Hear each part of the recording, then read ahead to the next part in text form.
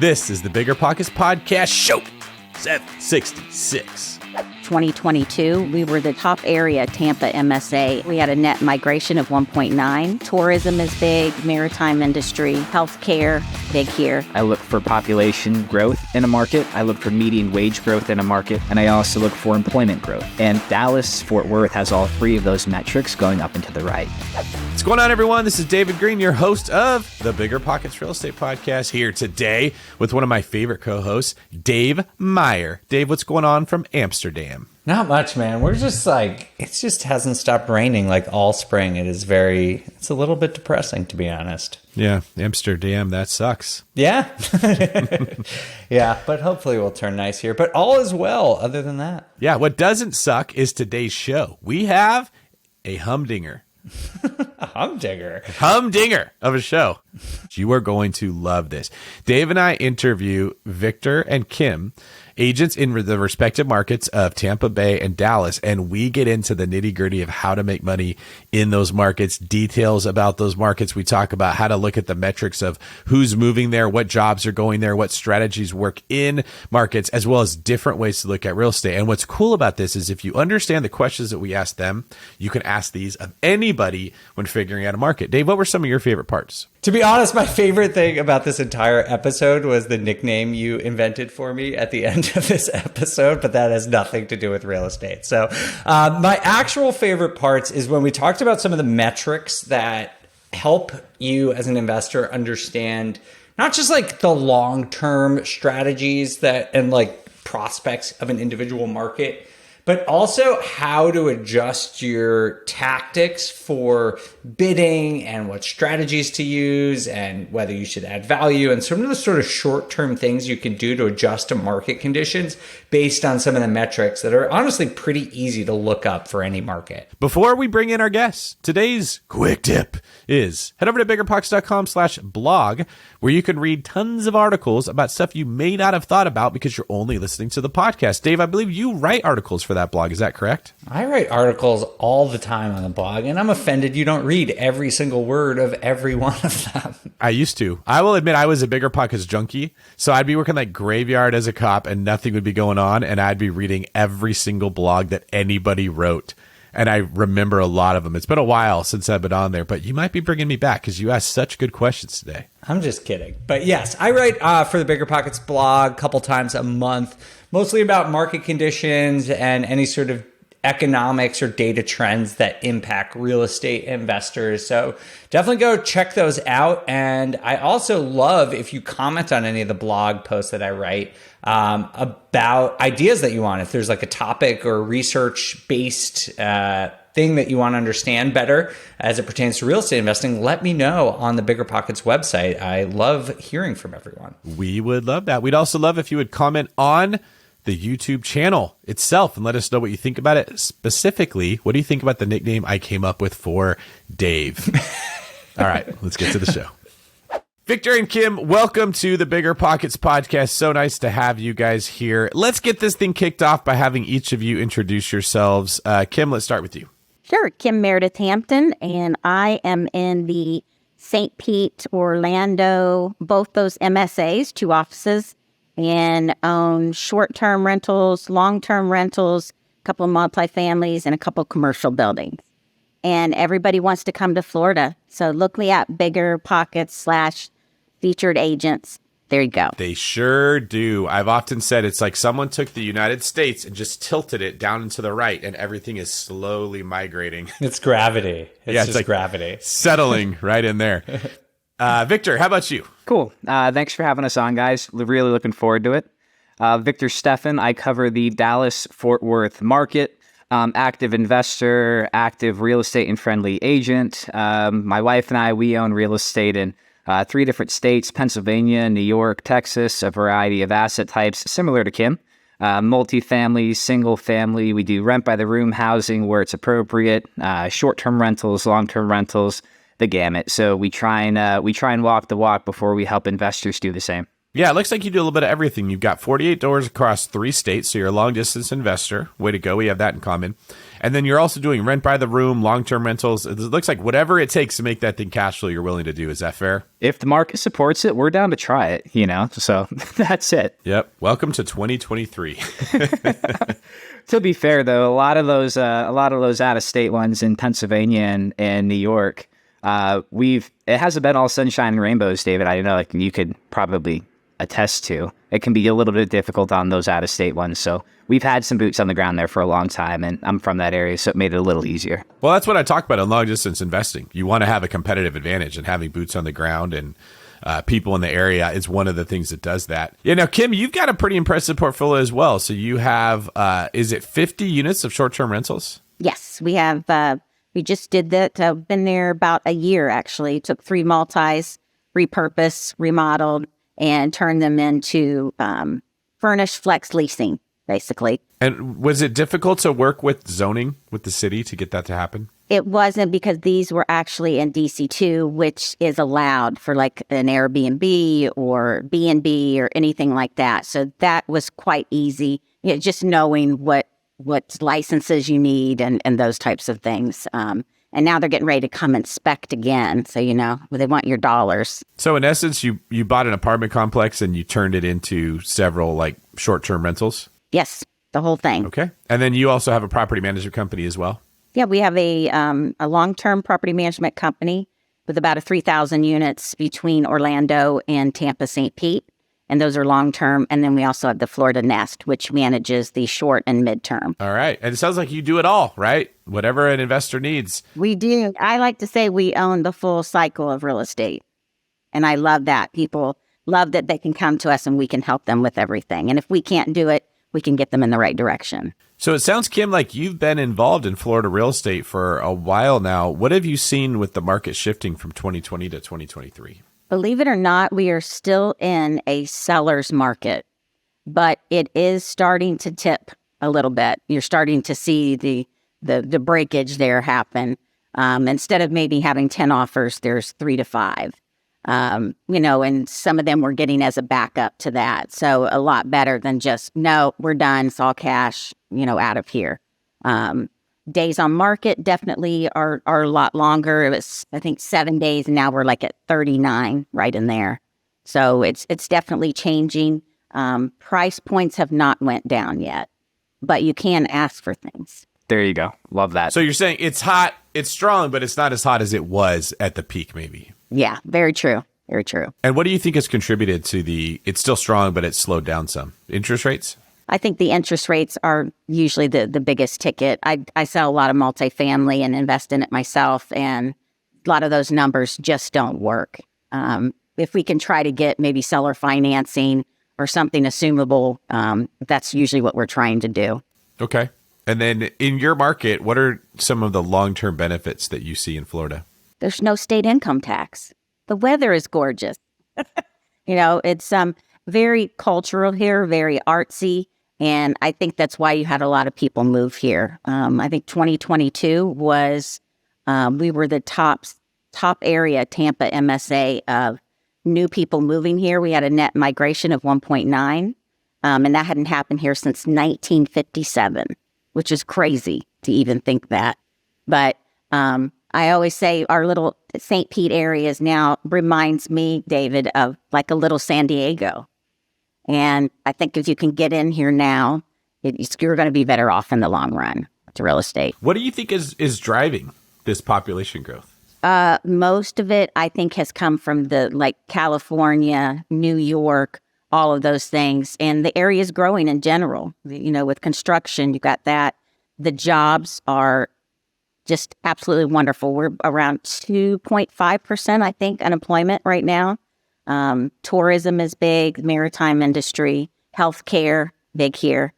I think it's just a mixture of things. I can't pinpoint one thing on it. One of the things I see when I do analyses of different markets is that Florida tends to be very polarizing. Like when you look at the top growing markets, they're in Florida. When you look at the lowest growing markets, they're also in Florida. So I feel like there's a lot of times you see both ends of the spectrum.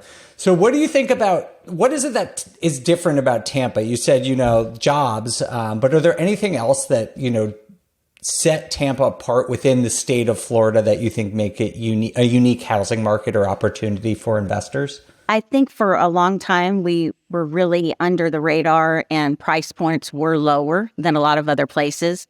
But just those cultural scenes, plus you have the water on all different sides here, that Tampa and St. Pete really are one. There's just a bridge between them. So there's a lot of things that you can do and see and get to the beach, but you can go to the art, cultural thing. There's so many different things that it offers to people. And I think especially since COVID, they found that and they're like, we're there now. We want to be there. So one of the things that I, as a somewhat experienced investor and real estate broker, have sort of settled on as one of the key metrics that I look at in any market to figure out the strength of it. And it's funny, it's not often talked about, is just days on market. If I can tell how long houses are sitting on the market, I can tell you so much about a market. Dave, curious if that made its way into your book, Real Estate by the Numbers. Did you guys talk about that? No, it doesn't. Real Estate by the Numbers is more just like the math. There's less like market selection in there. It's more individual analysis. Yeah, it's like deal analysis, less than market analysis. But I totally agree. I mean, I think days on market and active inventory are great because they measure both supply and demand at the same time. It tells you not only how many things are available, but like how quickly they're coming off the market. And in terms of strategizing and determining how you're going to approach different deals, that's hugely important. Yes, exactly. And Kim, I'm curious, if I looked into the days on market in the Tampa St. Pete area, what is the pattern that I would see over the last couple of years? Last couple of years, it started, you were probably about 45 days. Then it started to tighten up as we went through COVID. And then on the backside of that, as we know, our crazy time over the last 2 years, it was about 7 days. 3 to 7 days was really what your active market was, which was an insanity. And now it's gone to 39 days, which tells me we are headed back to our normal, whatever our normal is. But I think it's inching back that way. I think probably in another 6 months, you'll see that this will definitely be more of a buyer's market than it is right now. And what do you think is going to bring that about? I think you got a lot of things, especially the rates. I guess they're going to probably go up again. I'm not sure after that, but we're just trying to hold on and get people things by buying down rates with mortgages and offering, hey, can we have a concession of that type of thing? But I think that's really going to hurt us in the long run are the high interest rates. And so I think that's going to level off. Can you tell us a little bit about the rental market and what's going on with rents in Tampa? Our average rental price right now is about $2,000, and that is even for a 1-bedroom. Wow. And so it has went up significantly. They went up around 22 to 25% over the last 2 years. And now I'm starting to see in the last 2 months a little bit of a softening on that. So what's happening is now as renewals come back around, people are going, oh, can't we raise it another $300? No. No, we've got to be careful on that because you don't want to. Occupancy is the great thing. You don't want to have that vacancy in the property. So numbers, though, are still strong. Still need inventory. Kim, it sounds like you know your market. This is great. We're going to come back to you in a little bit to talk about what strategies are working there. But I've already learned more about Tampa St. Pete in the last 10 minutes than I probably have in my whole life before this. This is why I love talking about real estate. I nerd out over this kind of stuff. So thank you for that. Victor, let's hear about your market. Where is it again? I cover the Dallas-Fort Worth Metroplex. Oh, that's not a hot market at all right now, just like Florida. Yeah, cooled off a lot, No, I'm kidding. What have you seen with your market shifting from 2020 to now? So it follows a similar macro trend to what we've seen across a lot of the country, right? Middle of May 2022, you really saw almost like a peak. Middle of May down through the first to second week of February, there's a pretty significant decline in terms of the number of offers that we saw being accepted, or not so much being accepted, but the number of properties going under contract. We saw almost all of our offers being accepted as investors during that time, but just because a lot of retail buyers started to pull out of the market when there's a lot of uncertainty. So February comes, I think we hit a little bit of a support level there because since then, we've actually seen an uptick in terms of buying pressure. We've seen days on market actually start to contract.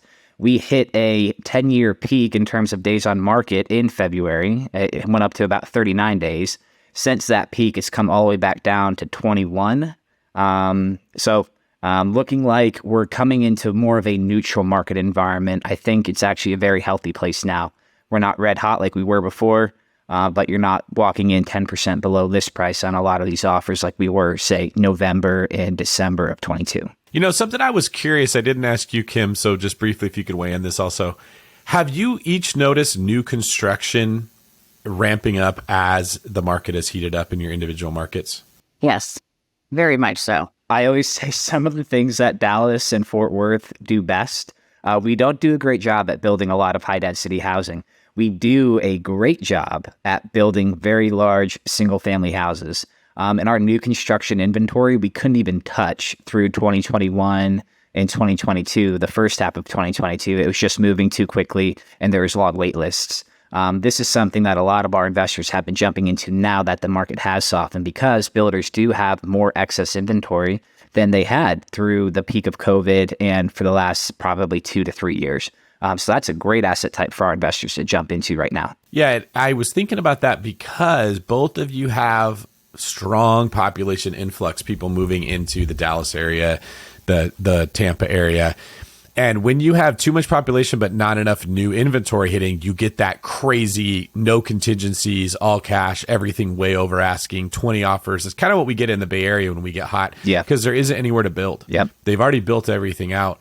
Whereas Texas, and I haven't been there a lot, but I imagine sprawling land, just a lot of it everywhere. And Florida, same thing. Like it was a swamp and they've just started to build out there. So there's still space that they can build more housing, which means you're likely to see a strong but still somewhat, relatively speaking, affordable market for the near future. Because if it gets too crazy, they just build more homes. And then the increased supply kind of balances out the demand. That's really a healthy market. That's what we'd like to see versus some of these other areas like a San Diego that there's nowhere else to build. They put all the houses they could fit inside San Diego already. It's hard to get enough supply to keep prices down. So we talked about new construction being a legit option out there in Texas. What are some of the long-term benefits to Dallas-Fort Worth real estate? So I want to take one small step back into what we were talking about just a little bit ago. We love seeing these new supply of new construction houses come online.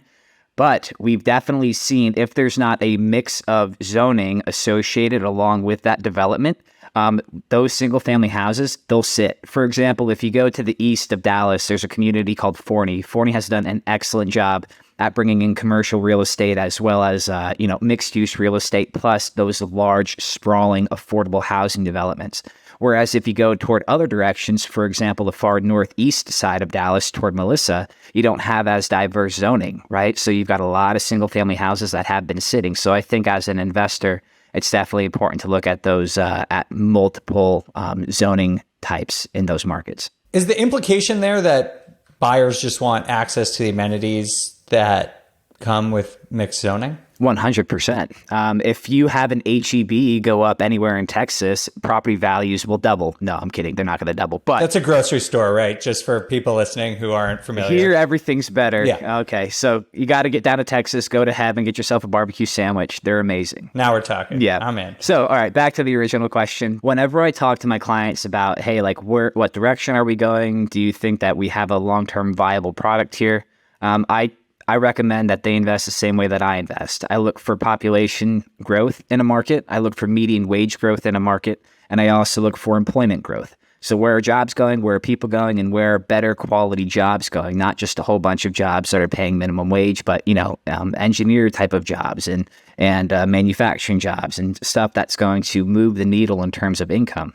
And Dallas, Fort Worth has all three of those metrics going up and to the right. So we're really bullish on that market for the next foreseeable future. I was just going to, ask the same question I asked Kim, like why is it that Dallas has experienced all those things and I know you're going to say no state income tax, but Kim already said that. So you have to say something I already else. stole that one. Yeah, she got no state income tax. She also got the good weather. Although for the past couple of years, Dallas has been getting smacked with some ice storms, which has been interesting. Oh, don't complain about it. You're I from know, Scranton. I You know what bad weather's like. I got soft moving south, I tell you. Goodness gracious. I used to be able to go and play football in the snow and sleet and rain and no sleeves and be all good to go. But now it's 40 degrees and I'm shivering. But I like to talk about midterm rentals and what draws people toward midterm rentals. And a lot of the reason that people would be attracted to a certain midterm rental market are the same reasons that give a certain market economic viability. For example, there's 6 main midterm rental strategies or 6 main midterm rental attractions that we like to focus on. So you got major universities, military systems, so like say military bases, right? Large international airports, large corporate employers, so Fortune 500 companies. Downtown attractions or tourism attractions are another huge one. And then if you went in and looked at, say, like entertainment districts, right? So if it was like a Six Flags or something like that. So if you have 5 or 6 or even down to 3 of those main attractions in close proximity, you're going to have a lot of good upward pressure in terms of price, jobs, and good quality, high-paying jobs that are going to drive up median income. In Texas, specifically DFW, has all 6 of those industries in close proximity. What about price drops? Has there ever been a time out there in the last year or so that you've seen prices come down? Is there anything like that happening now? Yeah, for sure. We had a beautiful little season, like I was saying a bit earlier, from the end of May through the first week of February, when it was almost all of my investors' offers were getting accepted. And we were putting out offers 8, 9, sometimes 10% below the ask, and they were getting picked up. So even if you look at the data, the sale data, I was coming through it a little bit this morning prior to this call, you'll see that there was a significant decline in median sale price, right? We definitely hit a floor around that middle of February, and it's been climbing back since. There's still opportunity to go in and walk underneath fair market value, but you'll find that instead of picking up something for 95% of fair market value, now you're closer to 98%, which is a lot better than 105% like we were in COVID, or even 110%. And I know, David, out in California, you can attest to that. But so there's still a little bit of discounts to be had, especially if you can, throw out a volume of offers and take a couple of shots at some that have the concessions built in and lower purchase prices. What about inventory? This is a challenge in my market, is that rates are going up. Everyone's expecting prices to come down, but sellers don't want to put their house on the market because they have a 3% interest rate. Yep. And they're probably going to have to pay the same for the next house that they sold theirs for. So they're just switching from a 3% to a 6.5%, and they're not getting anything any cheaper. Is this a problem for you with just listings in general hitting the market? Yeah, this is something I actually wanted to touch on, and it's super interesting. I know, Dave Meyer, you're going to like this because you're a numbers guy. April of 2022, the April data just came out, right? We had 8,619 sales. It's been over a decade since we've had an April with that few of sales.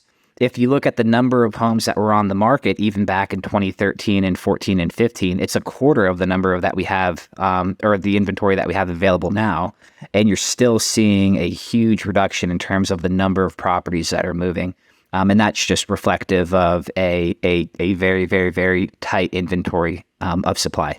This is a great point. I want people listening to take note of this, because there's a lot of headlines about how inventory is going up. And I actually pulled this before, that inventory in Dallas has gone up 53%, which makes it sound crazy, right? Like people are like, oh my God, it's going up. But I looked at March of 2023 compared to March of 2019, pre-pandemic, and it's 60% of what it used to be. So we've seen a 40% decline, even though it went up 50%. Yeah. So just, you have to almost not throw out, but sort of not just look at year over year data, or really compare current trends to the really unusual market that occurred from 2020 to 2022. And just recommend, if you are listening to this and thinking about these metrics for your own market, you should look beyond, back past COVID into what was going on in 2018, 2019 to get a better sense of like where things are relatively? Well, here's another thing. Each one of these metrics, you can't look at them as like a standalone metric, right? I think if you look at everything all together, it paints a much clearer picture. But, headlines don't like clear pictures. They like saying, hey, inventory is climbing or days on market is going through the roof and we're at the highest number of days on market in the past decade. That's headlines. But if you take them all together, it looks like a much different picture. All right. Kim, switching back to you. Tampa, St. Pete. What was the other city that you mentioned? We do Orlando too. Orlando, thank you. What strategies are working out there right now? As far as getting deals under contract? Of getting deals under contract or finding something that will cash flow. Can you find anything that you're not going to lose money on out there? Yes, you can. It's like a needle in a haystack, of course, still, because of lower inventory. But really, as I mentioned earlier, really trying to buy down the rate, trying to get a seller to give us closing cost, and also putting in escalation clauses are still a thing here. And we've got three separate ones last week because of our escalation clauses. So it's still alive and well here, as it was last year, but that has really helped us kind of garner some more deals than we probably would have. And most people that are looking at multifamily, still difficult. I just picked up that office building and I got a great deal on it and I put some money into it, but now it's worth a heck of a lot more. Mm-hmm. So those are some things I think that people can look at, whether they want to do a JV on it or syndication, but looking at some other asset classes too, in your mix of buying real estate. I'm curious, Kim, are you seeing any regulations come in Tampa regarding short-term rentals? There hasn't been anything on the short term. There definitely, in Hillsborough County, is a tenant's bill of rights. And the same thing in St. Pete. They have that now. The only thing I've seen lately is over in Indian Rocks Beach. They didn't want more than 10 people in a home. And some of those houses fit like 20, heads in beds, they call it. And you could not park on the street either. They only want them on the pavement, the garage area. So little things like that. I do sit on public policy at the Pinellas County Board of Realtors, and we are on that constantly to try to keep those things out of play for our investors. So hard to say, but I think DeSantis also really helps with that. He really wants to set the playing field at the government level rather than the municipalities doing that. So that's something that's going on right now, too. Okay, so it's very hard to get a cash-on-cash return. A lot of investors have been forced into short-term rentals when they didn't even want to be there. And even that's becoming something that's being super hard to be able to turn a profit, especially with all the competition. So with a growing market like Tampa, what is the play, in your opinion? What's the approach an investor should take to make money in that market? What we do, because we only work with investors, when we send out properties, we have a total of 9 agents. We're having extra 10 agents that are constantly sourcing every day. And before we send those out, we run the short-term comps, we run the long-term comps. What will the taxes be based on that? And just anything else we can garner from that. And that's what we're sending out. I want them to have that backup plan. What if the short-term doesn't work and they do pass something for that municipality? What can they rent it for? So those are some key things. Or could we maybe look at some shorter midterm and they've got a long term? Maybe we could work it that way. And that's what's nice because we do have 2 different property management companies. It's like a great marriage here. And so we can try to figure out which way would work best for them. So we're always trying to look ahead. Do you feel like it's an appreciation play? Do you feel like there's a value add element there? 100%. When we just got voted the St. Pete the best place by Forbes magazine for vacation. I mean, how great is that put out there? But always, I'm looking on the backside. Is this an area that's gentrifying? Is there something different we can do? Can we do some rehab to it, make it up, and then leave a little skin on the game for somebody else to do? So we're always looking at every little piece of it. It isn't just one thing. So do you think this is a good time for someone to invest in Tampa? I do, especially the St. Pete market, because I really do feel we are on the verge of being like a San Diego. And those prices better than I. And our average price right now is about 400. Oh, wow. That's low. Several years ago, it was, 2 or 300, so, Huh. I mean, you take a look at that. It's that woulda, coulda, shoulda. Hindsight's a great thing. So I think it's a great time to do that. So what you're saying is that area's landlocked. It's tough to build out there. So correct. You're just, there's prices have nowhere to go but up. Exactly. So, yeah, I mean, I think that's an interesting long-term point. But Kim, you mentioned in the beginning that you think it's shifting from a seller's market to a buyer's market. So how are you navigating that? I'm celebrating. Celebrating. Yeah, but if there's a risk of price declines, how are you strategizing accordingly? And actually right now, I don't think that I see that. We've really never had that in Florida. And when you're talking about we had the 1.9% net migration over the last 12 months. We have the best job market here. Those things all culminate together. I don't foresee in the near future where we're going to go down in value.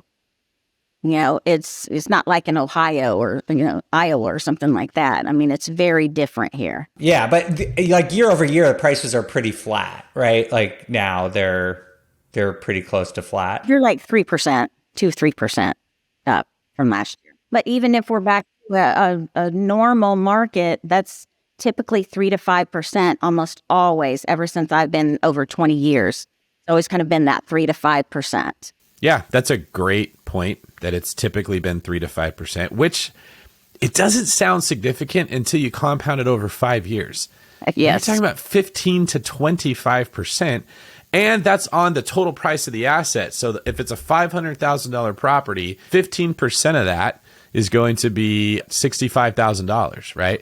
But you probably only put 20% down, which say would be $100,000. So that's a 65% return over 5 years just on appreciation before you get into anything else, which is just one of the reasons that I love real estate and I can't stop talking about it. So last question about that market. What should investors look for in an investor-friendly agent? Oh, wow. This is a big question, and we get this a lot. My team, we only work with investors. So I speak their language, and I will put 110% into it because I'm looking at it through my investor eyes. I know about cash flow, appreciation, cap rates, all these things that you go to a retail agent, they have absolutely no idea what you're talking about. Mm-hmm. And when you really want to work with an investor-friendly agent, do your homework. That's the best I can say is that you definitely want someone like that on your side. What are some questions that someone should ask if they're trying to determine, is this what's the cool word? A casual agent? Or is this a... is that the term now? I've never heard that one, casual. Calling someone a casual is an insult. It's like calling them basic. Basic, okay. Maybe the phrase retail agent could work there. Retail agent, okay. I say retail, yeah. Yeah, that's our version of calling somebody basic in this space. It's a big insult, but it's veiled in professional speak. So what are some questions someone can ask to reveal this? I think a huge one is, do you own any real estate yourself? To me, that's huge. If you're doing this for a living, it blows my mind, some of the people that do not own any type of real estate or even their own home. To me, that's the biggest question you can ask. I want to stamp that, second it. That is such a good point. And here's the reason that I just realized when you were talking, I've never said before. When you own real estate yourself, you develop this sixth sense for what would be good and what would be bad in a property, in a location, in an area, in a law that is very difficult to quantify. So if you do rent by the room, you look at a house and you get this feeling like this wouldn't work. And then when you play with it in your head, you're like, oh, there's not enough parking, or the bathrooms are in the wrong place, right? Like there's the setup is not going to work for this versus, oh, this house would be great. Then you kind of got to think for a minute to articulate why you feel really good about this as a short-term rental or rent by the, whatever it is. When you don't own real estate yourself as an agent, you don't have that sixth sense. You cannot guide your client. So to agents, I would tell them, get better at articulating what it is that you see in a property you like so people can enjoy it.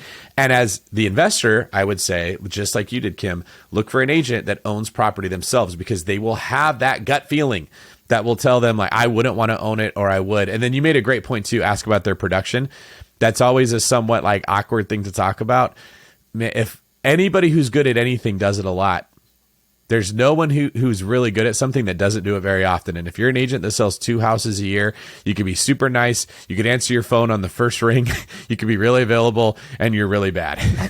Well, it's easier to answer your phone on the first ring if no one's calling you. That's exactly right. Yes, exactly. That's exactly. I've seen really interesting things happen with retail. I call them retail agents. I've seen where they've sold something in a subdivision and it's not allowed to have rentals. Those people had to sit there for a whole year on that. I've seen where in an association where they have to be married or a sister, brother, and you sell it and you're like, they want to rent it to students because it's 5 minutes from UCF. You're like, what? I mean, just crazy little things like that. Or they said, oh, you can do a short-term rental here, and they buy all the furniture, they buy everything, and they call me up and they go, is this true? I can't rent here. I go, no, you can't rent there. Yeah, it's just, it may seem so insignificant, but in the end, that's huge. Those are a lot of dollars you paid for that property. It's a lot of money out of your pocket. Don't you love it when the person uses a different realtor and then they call you to say, is it true that I can't do this? Can you help me? It's always that feeling of when the girl chose another guy over you and then she wants to call you to complain about her new boyfriend. It's a very unique feeling when you're in the real estate space that a lot of people that are not realtors wouldn't understand. But yes, those are some great points. I think that's one of the reasons that when I'm investing, I like to work with an agent that either owns a property management company themselves or owns real estate or some combination of the two for those exact reasons that you just mentioned, because the wise man and the wise woman learns from the mistakes of others rather than just their mistakes. Also, a good analogy for you. You may get great service at a restaurant when you're the only person there. The waiter is like a super attentive, like we were just saying, like, you know, they answer the phone on the first ring, but that usually means the food sucks if you're the only person in the restaurant. If there's not a line to get in, that's not a good sign. Just because they have great service isn't the only reason you'd want to eat there. So keep that in mind when you're working with agents too. All right, Victor, turning back to you, what strategies are working in your market? Cool. There's 2 main ones. And I always tell my clients, like, hey, we're not trying to fit a square peg in a round hole. We're going to take what the market gives us. And what is the market giving us right now, specifically in DFW?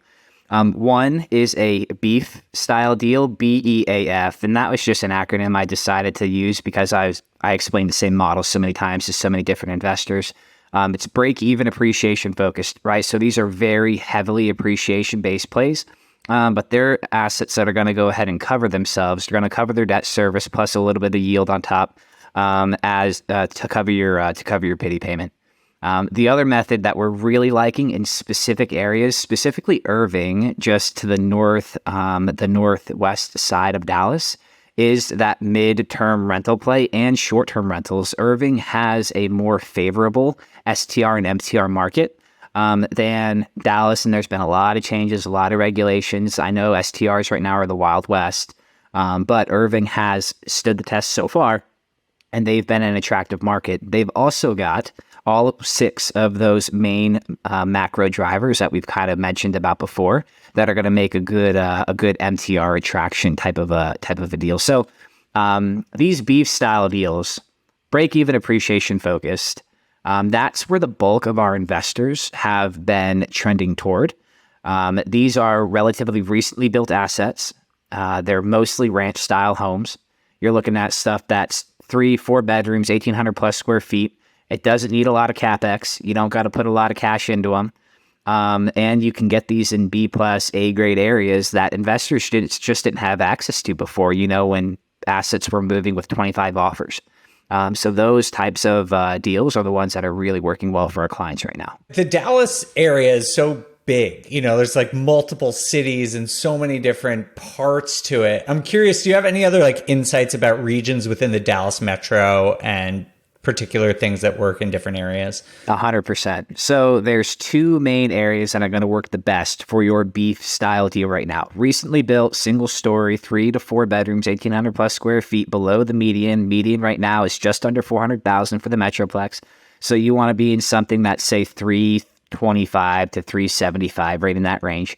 The markets that are going to have the highest concentration of that inventory are Aubrey, Texas, which is just to the north side of Frisco. Frisco is hot right now with a lot of short-term rental investors coming in because Universal Studios, you know, they're building out their new park there. So Aubrey, Texas, huge for this BEAF style strategy. And then if you go far east of Dallas toward a community called Forney has been an awesome market for us to find these beef style deals. So those two specific, very nuclear metros is where we point most of our clients to.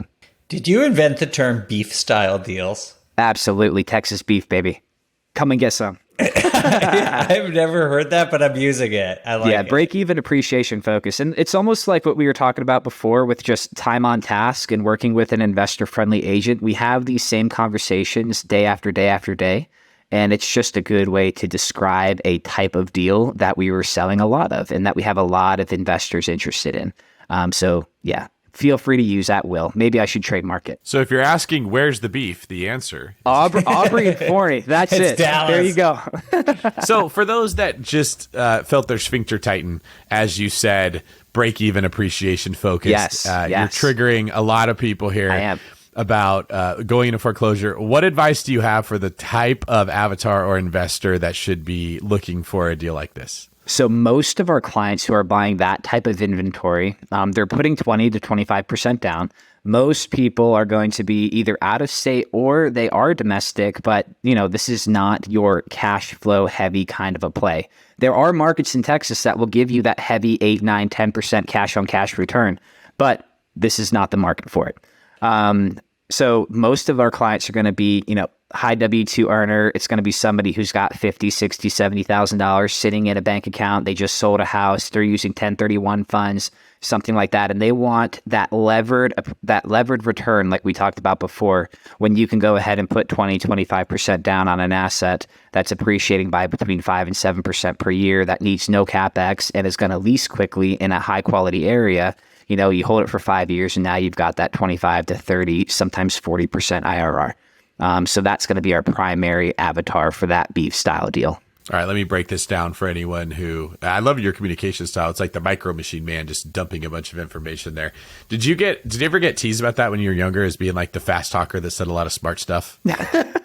I've never been teased about being a fast talker and having a lot of smart stuff. I think it comes out because we have these conversations every day with our investors. So like, as you're saying the question, it's like, this is what I'm going to say. Just do it. We talk to a lot of people. It's not what I expect out of someone from Texas. You're supposed to be a slow talker with a drawl. Yeah, it's that Northeast pattern. Yes. And I get in trouble with that with my in-laws. Not good. You don't sing Texas, son. All right. So what I'm hearing you break down is that if your goal is cash on cash return, which is typically the return on investment that we use in real estate investing, that's what you're used to hearing if you're a listener. Really, return on investment can be measured in many ways. Cash on cash return is the way that we look at the return on your money by cash flow. So ROI and cash on cash return have become synonymous in our world. They really shouldn't be, because ROI is more of a concept than a specific formula. You may break even, you may even lose a little bit of money on some of these deals. But you mentioned IRR, which stands for internal rate of return, which is a different way of measuring ROI. And that is taking into account all the ways that real estate makes money, or at least most of them. So you're going to be taking into account the loan pay down, the appreciation you're getting, if there is cash flow. If you earned a commission on the deal, like anywhere that money came in goes into that formula. And then if you sell it in 5 years and you make a profit, you divide it over 5 years and now you get a return on your investment for that year. The reason that this is worth bringing up, well, first off, that's how people evaluate larger deals like apartment complexes or multifamily properties when there are a lot of investors putting money into it, like a syndication, because they're making money in more ways than just the cash flow of the apartment complex, although that is one way. When you're looking at a market that gets high appreciation, like you said, low CapEx, I know why you mentioned that, because that's something that can kill your return if you have to dump money into a property because it's 70 years old and things are breaking. Absolutely. The market is strong, so people are still moving into it, right? You don't know what's going to happen, but it's reasonable to expect that it's going to continue growing the way that it has. You mentioned wages going up in that area as companies are moving out that way, which means rents are likely to increase over time, as well as how much someone can afford to pay for the house. There's a lot of factors that make that a strong market that don't fit into a cash on cash return matrix. That's right. There's a conversation we have often, and it's like, there's nothing wrong with 0% cash on cash. And that's another, like, I've been listening to this show for a long time. And if it was 10 years ago and I heard somebody say something like that, I would have been like, all right, delete. I'm not listening to this guy, 0% cash on cash. But the more and more deals we've done, having invested in heavy cash yield markets, Midwestern, Rust Belt states, as well as heavy cash flow markets in Texas, there's a lot of good to be had when you focus on area and asset type and quality in terms of your IRR rather than just your COC, your cash on cash. Yeah, just let me make it clear. We are not saying cash on cash return doesn't matter. We are not saying cash flow doesn't matter. We are not saying to buy a place that bleeds 10 grand a month just hoping it appreciates. That's right. We are just saying open your perspective, see all the ways that real estate makes money, take all of that into consideration, and then make an investment decision based on what's best for you. If you live paycheck to paycheck, you're barely getting by, you have $30,000 to invest, the BEAF strategy is not a great idea. That's right. Okay. Stick with some tuna and some chicken. But you got a great W-2. You have strong savings. You're making a lot of money. Maybe there's some tax benefits. You might save 40 grand in taxes doing a cost segregation study on this. That's a lot of money that you're saving, even if it does bleed a little bit of money every single month, but you're making a lot of money in other areas. This actually can be a very wise decision. Is that your same perspective? I'd like to make one caveat here. So when we buy these BEAF style deals, most of our investors are very savvy, and they're going to come in and they're going to say, hey, I'm not super comfortable on this. It is cash flow negative, $250 a month. How we remedy that is, one, you're buying into a BEAF style market, break even, appreciation focused. Appreciation just does not just mean the asset price itself. That will also go ahead and correlate to rents. In that area, you will also expect upward pressure. Number two, if we're looking at something and we know for year one, it's going to go ahead and have $200 a month in negative yield, we'll go and we'll get that concession for $2,500 from the seller and make up for that upfront cash on the purchase, right? The money's made when you buy. We'll make sure that we alleviate that negative yield, that negative $250 or that negative $2,500 with concessions on the front end. That's usually a good way to help ease the negative yield, at least for year one, until you have a chance to go ahead and push your rents back up. Are you adjusting how you're advising investors in this market? Because, rent growth is slowing down, appreciation is slowing down. Are people still doing this? We definitely advise our clients based on what they're specifically looking for. We call it a perfect deal statement. For every single client that comes through, I jump on a call with them. We'll go through what exactly it is that they're looking for. And if it's a client who is really looking to replace their W-2 income in the next 3 years, BEAF is not their deal, right? We'll go ahead and we'll push them toward a higher cash flow market or management style, right? Maybe we will suggest going towards something that's more short-term or mid-term rental friendly so they can increase that yield. If it's a client who comes in and they say, hey, I'm looking for, I've got a great W-2. I don't plan to leave anytime soon. I want to go ahead and have the highest levered return on my money as possible. I want something that's going to be headache free because I live in Seattle or I live in California or I live in New York. We will push them toward this BEAF style deal, even as we see a softening in terms of the up and to the right rental rates that we've been seeing. Kim, I'm going to throw it back to you. What is the ideal avatar of investor that should be looking in your market? It's funny, we were talking about this earlier, and Victor and I are probably very same in that. We are very tailored to each individual investor, so we're not putting them on some kind of auto feed. I find that sends them a lot of junk. These people, they want to know, for them, the perfect one is that they want to buy a duplex to a quad. They have at least $100,000 to put in, and they're not queasy as to some value add to the property and doesn't scare them.